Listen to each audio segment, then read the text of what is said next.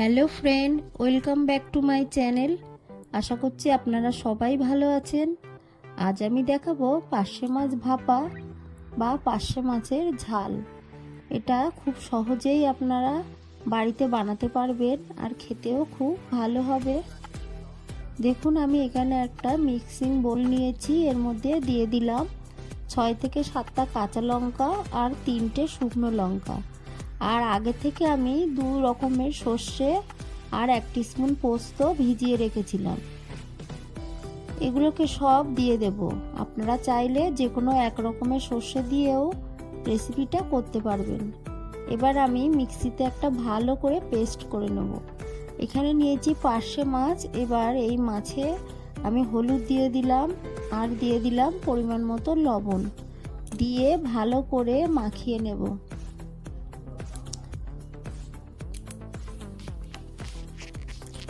আমি মাছটাকে হালকা ভেজে নিয়ে ভাপাবো।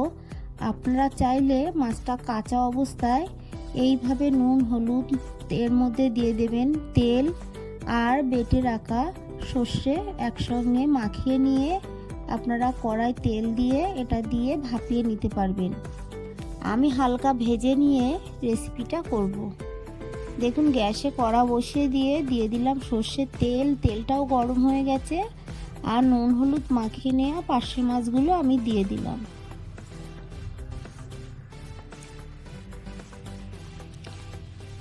এবার মাছটাকে আমি উল্টে দেব।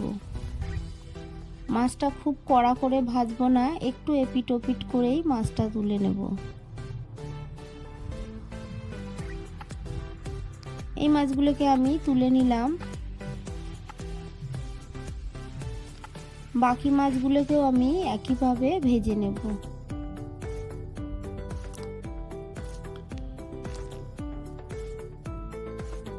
একইভাবে আমি এই মাছগুলোকেও ভেজে নেব।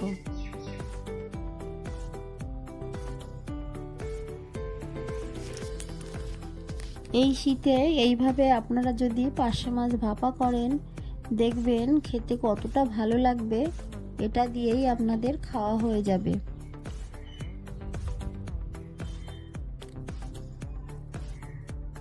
মাছগুলোকে দিয়েই আমি উল্টে পাল্টে নিচ্ছি।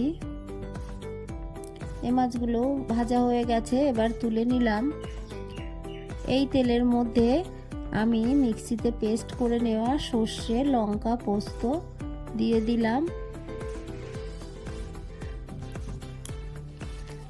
এর মধ্যে আমি দিয়ে দেব জল।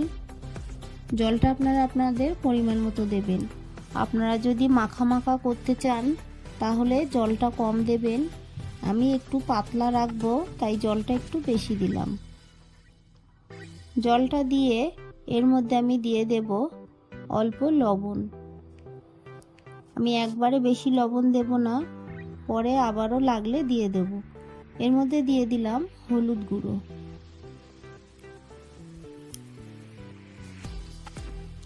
এবার আমি এটাকে ফুটতে দেব। দেখুন, এটা ফুটতে শুরু করেছে। এবার ভেজে রাখা মাছগুলো এর মধ্যে দিয়ে দেব।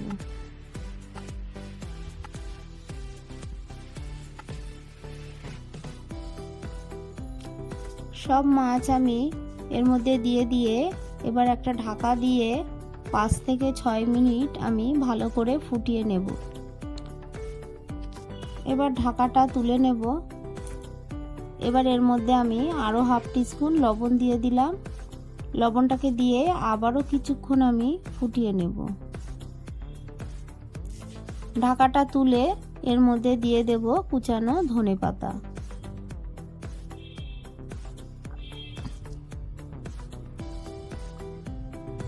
আমার এই রেসিপিটা আপনাদের ভালো লাগলে আমার চ্যানেলটি সাবস্ক্রাইব করার অনুরোধ থাকলো।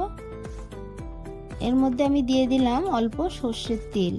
নামানোর আগে একটু সর্ষের তেল দিয়ে আমি এবার নামিয়ে দেব। আর বেশিক্ষণ রাখবো না। আমি একটু গ্রেভিটা পাতলা রেখেছি, এটা নামানোর পরে আরও একটু শুকিয়ে যাবে। আপনারা আপনাদের পছন্দ মতো গ্রেভি রাখবেন।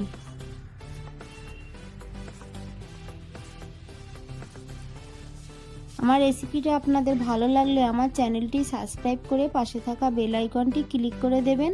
তাহলে আমার নতুন নতুন ভিডিওর নোটিফিকেশান আপনাদের কাছে পৌঁছে যাবে। রান্নাটা আমার হয়ে গেছে, আমি গ্যাসের ফ্লেমটাকে অফ করে দিলাম।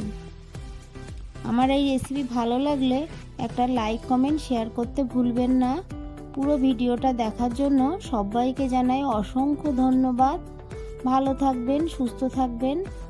আবার দেখা হবে পরের ভিডিওয়।